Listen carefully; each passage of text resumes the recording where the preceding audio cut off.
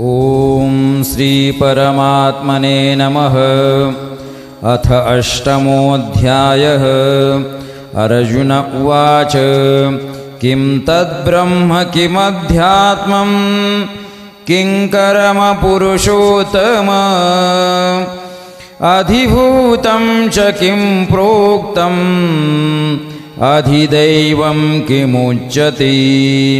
अधियज्ञः कथं गोत्र देहेऽस्मिन् मधुसूदन प्रयाणकाले च कथं ज्ञेयोऽसि नियतात्मभिः। श्रीभगवानुवाच अक्षरं ब्रह्म परमं स्वभावोऽध्यात्ममुच्यते भूतभावोद्भवकरो विसर्गः कर्मसंज्ञितः अधिभूतं क्षरो भावः पुरुषश्चाधिदैवतम् अधियज्ञोऽहमेवात्र देहे देहभृतां वर अन्तकाले च मामेव स्मरन् मुक्त्वा कलेवरं यः प्रयाति समद्भावं याति नास्त्यत्र संशयः यं यं वापि स्मरन् भावं त्यजत्यन्ते कलेवरं तन्तमेवैति कौन्तेय सदा तद्भावभावितः तस्मात् सर्वेषु कालेषु मामनुस्मरयुध्य च मय्यर्पितमनो बुद्धिर्मामे वैश्यस्य संशयम् अभ्यासयोगयुक्तेन चेतसा नान्यगामिना परमं पुरुषं दिव्यं याति पार्थानुचिन्तयन् कविं पुराणमनुशासितार मनोरणीयां समनुस्मरेद्यः सर्वस्य धातारमचिन्त्य रूपम् आदित्यवर्णं तमसः परस्तात् प्रयाणकाले मनसाचलेन भक्त्या युक्तो योगबलेन चैव भ्रुवोर्मध्ये प्राणमावेश्य सम्यक् सतं परं पुरुषमुपैति दिव्यं यदक्षरं वेदविदो वदन्ति विशन्ति यद्यतयो वीतरागाः यदिच्छन्तो ब्रह्मचर्यं चरन्ति तत्ते पदं संग्रहेण प्रवक्षि सर्वद्वाराणि संयम्य मनोहृदि निरुध्य च मूर्ध्याधायात्मनः प्राणमास्थितो योगधारणाम् ओमित्येकाक्षरं ब्रह्म व्याहरन् मामनुस्मरन् यः प्रयाति त्यजन् देहं स याति परमां गतिम्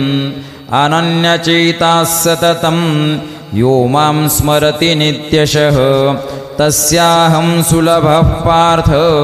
नित्ययुक्तस्य योगिनः मामुपेत्य पुनर्जन्म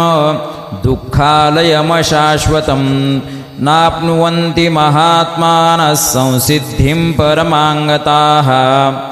आब्रह्मभुवनाल्लोकाः पुनरावर्तिनोऽर्जुन मामुपेत्य तु कौन्तेय पुनर्जन्म न विद्यते सहस्रयुगपर्यन्त महर्यद्ब्रह्मणो विदुः रात्रिं युगसहस्रान्तां ते होरात्रविदो जनाः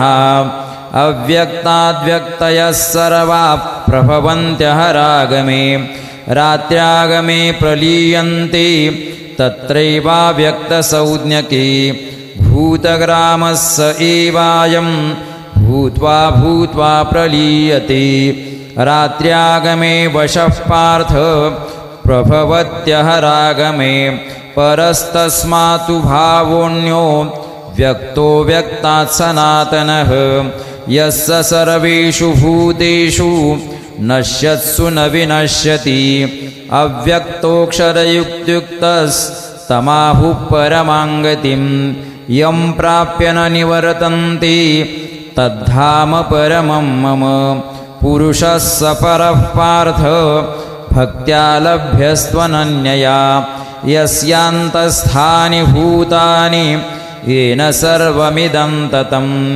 यत्र काले त्वनावृत्तिम् आवृत्तिं चैव योगिनः प्रयाता यान्ति तं कालं वक्ष्यामि भरतर्षभ अग्निर्ज्योतिरः शुक्लः षण्मासा उत्तरायणं तत्र प्रयाता गच्छन्ति ब्रह्मविदो जनाः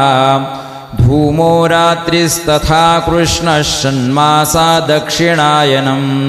तत्र चान्द्रमसं ज्योतिर्योगी प्राप्य निवर्तते